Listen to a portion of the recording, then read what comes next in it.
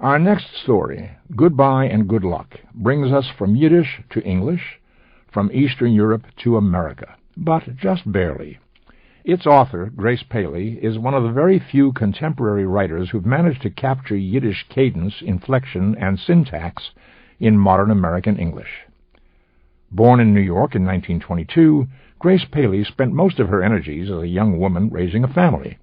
It was only when she took sick for several weeks in 1954, sick enough for her children to remain at school until supper time, but not sick enough to keep her from typing at the living room table, that she found the time to write Goodbye and Good Luck, her first published work. Her collected stories fill but a single volume, but what a volume it is. Acclaimed by critics, it was nominated for the National Book Award for Fiction in 1994. Goodbye and Good Luck by Grace Paley. Our reader is Rhea Perlman.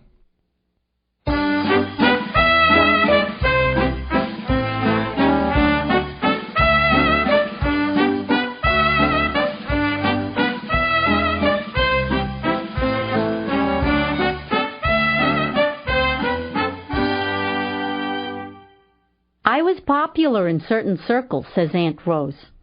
I wasn't no thinner then, only more stationary in the flesh. In time to come, Lily, don't be surprised. Change is a fact of God. From this, no one is excused.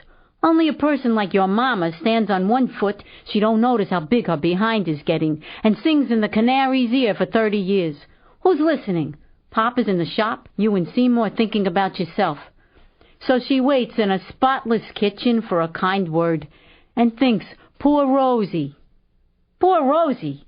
If there was more life in my little sister, she would know my heart is a regular college of feelings, and there is such information between my corset and me that her whole married life is a kindergarten. Nowadays, you could find me any time in a hotel, uptown or downtown. Who needs an apartment to live like a maid with a dust rag in the hand, sneezing? I'm in very good with the busboys. It's more interesting than home, all kinds of people, everybody with a reason. And my reason, Lily, is a long time ago I said to the forelady, Missus, if I can't sit by the window, I can't sit. If you can't sit, girlie, she says politely, go stand on the street corner. And that's how I got unemployed in novelty wear. For my next job, I answered an ad which said, Refined young lady, medium salary, cultural organization. I went by trolley to the address, the Russian Art Theater of 2nd Avenue, where they played only the best Yiddish plays. They needed a ticket seller, someone like me who likes the public but is very sharp on crooks. The man who interviewed me was the manager, a certain type. Immediately he said, Rosie Lieber, you surely got a build on you. It takes all kinds, Mr. Krimberg. Don't misunderstand me, little girl, he said. I appreciate. A young lady lacking fore and aft, her blood is so busy warming the toes and the fingertips, it don't have time to circulate where it's most required. Everybody likes kindness. I said to him, only don't be fresh, Mr. Krimberg, and we'll make a good bargain. We did. $9 a week, a glass of tea every night, a free ticket once a week for Mama, and I could go watch rehearsals any time I want. My first $9 was in the grocer's hands, ready to move on already, when Krimberg said to me, Rosie, he is a great gentleman. A member of this remarkable theater wants to meet you, impressed no doubt by your big brown eyes. And who was it, Lily? Listen to me. Before my very eyes was Volodya Vlashkin, called by the people of those days the Valentino of 2nd Avenue. I took one look and I said to myself, where did a Jewish boy grow up so big? Just outside Kiev, he told me. How?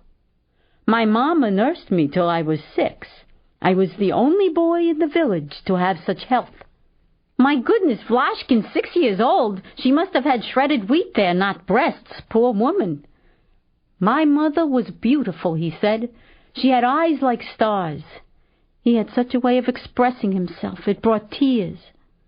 To Krimberg, Vlashkin said after this introduction, Who is responsible for hiding this wonderful young person in a cage? That is where the ticket seller sells. So, David, go in there and sell tickets for a half hour. I have something in mind in regards to the future of this girl and this company. Go, David, be a good boy. And you, Miss Lieber, please, I suggest Feinberg's for a glass of tea. The rehearsals are long. I enjoy a quiet interlude with a friendly person. So he took me there. Feinberg's, then around the corner, a place so full of Hungarians it was deafening. In the back room was a table of honor for him. On the tablecloth, embroidered by the lady of the house, was, "Here Vlashkin eats." We finished one glass of tea in quietness, out of thirst, when I finally made up my mind what to say. "Mr. Vlashkin, I saw you a couple weeks ago, even before I started working here, in the Seagull. Believe me, if I was that girl, I wouldn't look even for a minute on the young bourgeois fellow. He could fall out of the play altogether. How Chekhov could put him in the same play as you, I can't understand." "You liked me?" he asked, taking my hand and kindly patting it. "Well, well, young people still like me. So, and you like the theater, too? Good. And you, Rose, you have such a nice hand, so warm to the touch, such a fine skin. Tell me, why do you wear a scarf around your neck? You only hide your young throat. These are not olden times, my child, to live in shame." "Who's ashamed?" I said, taking off the kerchief. But my hand right away went to the kerchief's place, because the truth is, it really was olden times, and I was still of a nature to melt with shame. "Have some more tea, my dear." "No, thank you, I am a samovar already." "Dorfman," he hollered like a king, "bring this child the seltzer with fresh ice." In weeks to follow, I had the privilege to know him better and better as a person, also the opportunity to see him in his profession. The time was autumn, the theater full of coming and going, rehearsing without end. After the Seagull flopped, the salesman from Istanbul played, a great success. Here the ladies went crazy. On the opening night, in the middle of the first scene, one missus, a widow, or her husband worked 2 long hours, began to clap and sing out, "Oi, oi, Vlashkin!" Soon there was such a tumult, the actors had to stop acting. Vlashkin stepped forward, only not Vlashkin to the eyes. A younger man, with pitch-black hair, lively on restless feet, his mouth clever. A half-century later, at the end of the play, he came out again, a gray philosopher, a student of life from only reading books, his hands as smooth as silk. I cried to think who I was. Nothing, and such a man could look at me with interest. Then I got a small raise, due to he kindly put in a good word for me. And also for 50 cents a night, I was given the pleasure, together with cousins, in-laws, and plain stage-struck kids, to be part of a crowd scene, and to see like he saw every single night the hundreds of pale faces waiting for his feelings to make them laugh or bend down their heads in sorrow. The sad day came. I kissed my mama goodbye. Vlashkin helped me to get a reasonable room near the theater, to be more free. Also, my outstanding friend would have a place to recline away from the noise of the dressing rooms. She cried and she cried. "This is a different way of living, Mama," I said. "Besides, I am driven by love." You are a nothing, a rotten hole in a piece of cheese. You are telling me what is life," she screamed. Very insulted, I went away from her. But I am good-natured. Fat people are like that. Kind. And I thought to myself, poor Mama. It is true she got more of an idea of life than me. She married who she didn't like, a sick man, his spirit already swallowed up by God. He never washed. He had an unhappy smell. His teeth fell out. His hair disappeared. He got smaller, shriveled up little by little, till goodbye and good luck he was gone, and only came to Mama's mind when she went to the mailbox under the stairs to get the electric bill. In memory of him, and out of respect for mankind, I decided to live for love. Don't laugh, you ignorant girl. Do you think it was easy for me? I had to give Mama a little something. Ruthie was saving up together with your papa for linens, a couple knives and forks. In the morning I had to do piecework if I wanted to keep by myself. So I made flowers. Before lunchtime, every day a whole garden grew on my table. This was my independence, Lily dear, blooming, but it didn't have no roots and its face was paper. Meanwhile, Grimberg went after me, too. No doubt, observing the success of Vlashkin, he thought, aha, open sesame. Others in the company similar. After me in those years was the following. Grimberg, I mentioned. Carl Zimmer played innocent young fellows with a wig. Charlie Peel, a Christian who fell in the soup by accident, a creator of beautiful sets. Color is his middle name, says Vlashkin, always to the point.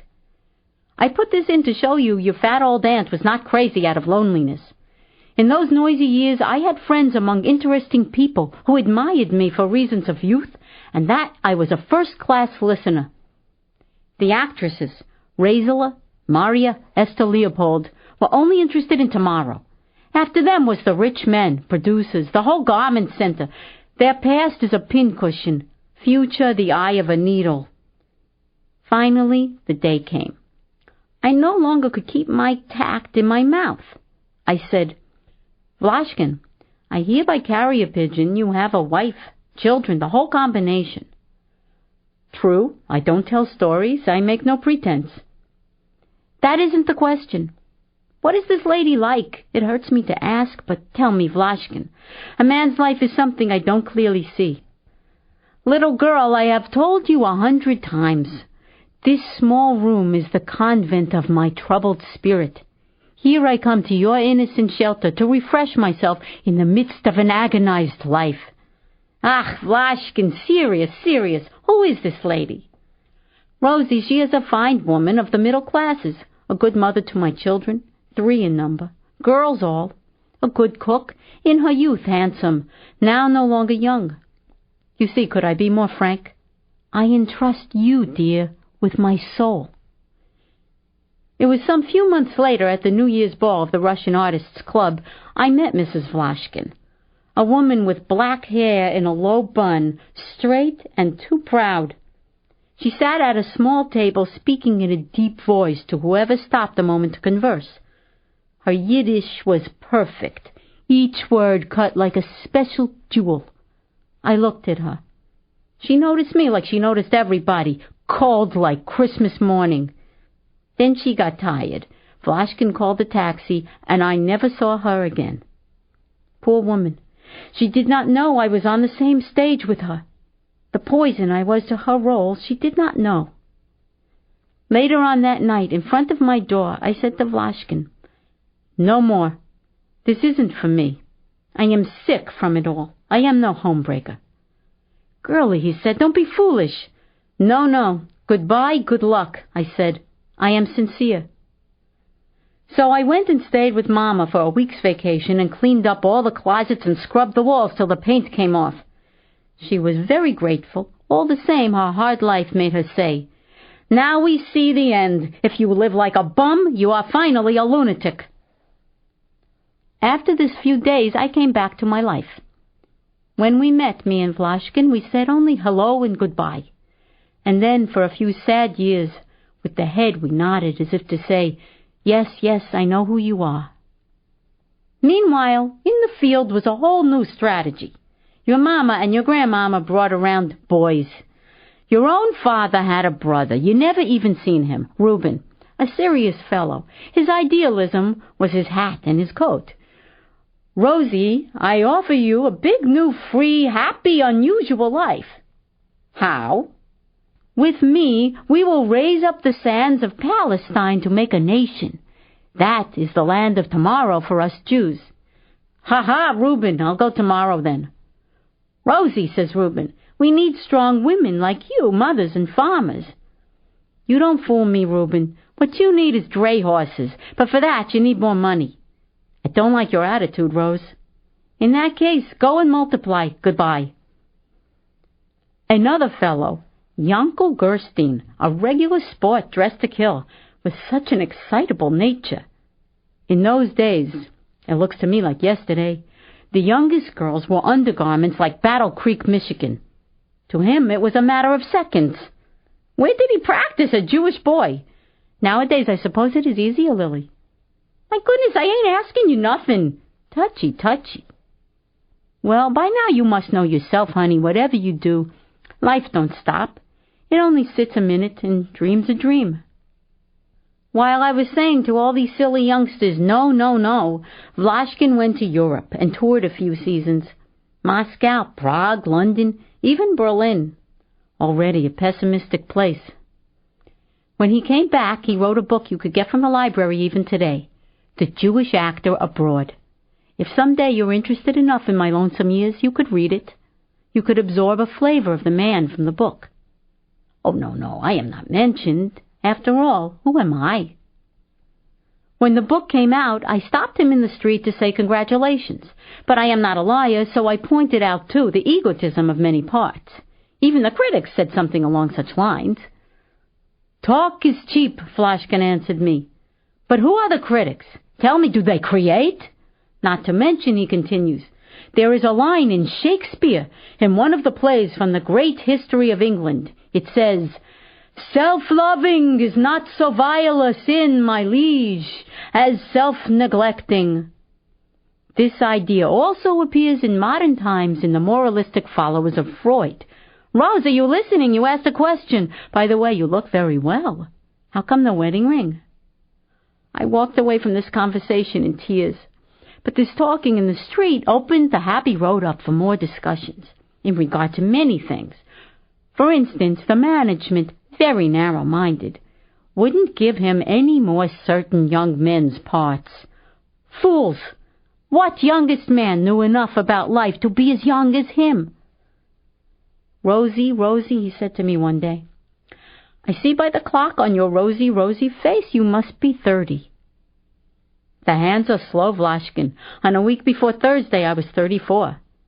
Is that so, Rosie? I worry about you. It has been on my mind to talk to you. You are losing your time. Do you understand it? A woman should not lose her time. Oi, Vlashkin, if you are my friend, what is time? For this he had no answer, only looked at me surprised. We went instead, full of interest, but not with our former speed, up to my new place on 94th Street. The same pictures on the wall, all of Vlashkin, only now everything painted red and black, which was stylish, and new upholstery. A few years ago there was a book by another member of that fine company, an actress, the one that learned English very good and went uptown, Maria Kavkaz, in which she says certain things regarding Vlashkin, such as he was her lover for 11 years. She's not ashamed to write this down, without respect for him, his wife and children, or even others who also may have feelings in the matter. Now, Lily, don't be surprised. This is called a fact of life. An actor's soul must be like a diamond. The more faces it got, the more shining is his name. Honey, you will no doubt love and marry one man and have a couple kids and be happy forever till you die tired. More than that, a person like us don't have to know. But a great artist, like Volodya Vlashkin, in order to make a job on the stage, he's got to practice. I understand it now. To him, life is like a rehearsal. Myself, when I saw him in The Father-in-Law, an older man in love with a darling young girl, his son's wife, played by Razel Amazel, I cried. What he said to this girl, how he whispered such sweetness, how all his hot feelings were on his face. Lily, all this experience he had with me. The very words were the same. You can imagine how proud I was. So the story creeps to an end. I noticed it first on my mother's face, the rotten handwriting of time scribbled up and down her cheeks, across her forehead, back and forth. A child could read. It said, old, old, old. But it troubled my heart most to see these realities scratched on Vlashkin's wonderful expression. First the company fell apart. The theater ended. Esther Leopold died from being very aged. Krimberg had a heart attack. Maria went to Broadway. Also, Razel had changed her name to Rosalind and was a big comical hit in the movies. Vlashkin himself, no place to go, retired. It said in the paper, an actor without peer, he will write his memoirs and spend his last years in the bosom of his family among his thriving grandchildren, the apple of his wife's doting eye. This is journalism. We made for him a great dinner of honor. At this dinner I said to him for the last time, I thought, goodbye, dear friend, topic of my life, now we part. And to myself I said further, finished. This is your lonesome bed. A lady what they call fat and 50. You made it personally. From this lonesome bed you will finally fall to a bed not so lonesome, only crowded with 1,000,000 bones. And now comes, Lily, guess. Last week, washing my underwear in the basin, I get a buzz on the phone. Excuse me, is this the Rose Lieber, formerly connected with the Russian Art Theater? It is. Well, well, how do you do, Rose? This is Vlashkin. Vlashkin? Volodya Vlashkin? In fact. How are you, Rose? Living, Vlashkin, thank you. You are all right? Really, Rose? Your health is good? You are working? My health, considering the weight it must carry, is first class. I am back for some years now where I started, in novelty wear. Very interesting. Listen, Vlashkin, tell me the truth. What's on your mind? My mind. Rosie, I am looking up an old friend, an old, warm-hearted companion of more joyous days. My circumstances, by the way, are changed. I am retired, as you know. Also, I am a free man. What? What do you mean? Mrs. Vlashkin is divorcing me. What came over her? Did you start drinking or something for melancholy? She is divorcing me for adultery. But Vlashkin, you should excuse me, don't be insulted, but you got maybe 17, 18 years on me, and even me, all this nonsense, these daydreams and nightmares, is mostly for the pleasure of conversation alone. I pointed all this out to her. My dear, I said, my time is past. My blood is as dry as my bones. The truth is, Rose, she isn't accustomed to have a man around all day, reading out loud from the papers the interesting events of our time, waiting for breakfast, waiting for lunch. So all day she gets madder and madder. By nighttime, a furious old lady gives me supper. She has information from the last 50 years to pepper my soup.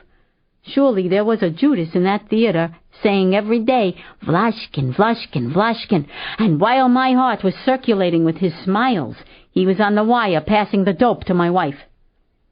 Such a foolish end, Volodya, to such a lively story. What is your plans? First, could I ask you for dinner in the theater? Uptown, of course. After this, we are old friends. I have money to burn, what your heart desires. Others are like grass. The north wind of time has cut out their heart. Of you, Rosie, I recreate only kindness. What a woman should be to a man, you are to me. Do you think, Rosie, a couple of old pals like us could have a few good times among the material things of this world? My answer, Lily, in a minute, was altogether, Yes, yes, come up, I said. Ask the room by the switchboard. Let us talk. So he came that night, and every night in the week. We talked of his long life, even at the end of time a fascinating man. And like men are, too, till time's end, trying to get away in one piece. Listen, Rosie, he explains the other day. I was married to my wife, do you realize, nearly half a century. What good was it? Look at the bitterness. The more I think of it, the more I think we would be fools to marry. Volodya Vlashkin, I told him straight. When I was young, I warmed your cold back many a night, no questions asked. You admit it, I didn't make no demands. I was soft-hearted. I didn't want to be called Rosie Lieber, a breaker-up of homes. But now, Vlashkin, you are a free man. How could you ask me to go with you on trains, to stay in strange hotels among Americans, not your wife? Be ashamed. So now, darling Lily, tell this story to your mama from your young mouth. She don't listen to a word from me. She only screams, I'll faint, I'll faint. Tell her, after all, I'll have a husband, which, as everybody knows, a woman should have at least one before the end of the story. My goodness, I am already late. Give me a kiss. After all, I watched you grow from a plain seed. So give me a couple wishes on my wedding day. A long and happy life. Hug Mama. Rose. Goodbye and good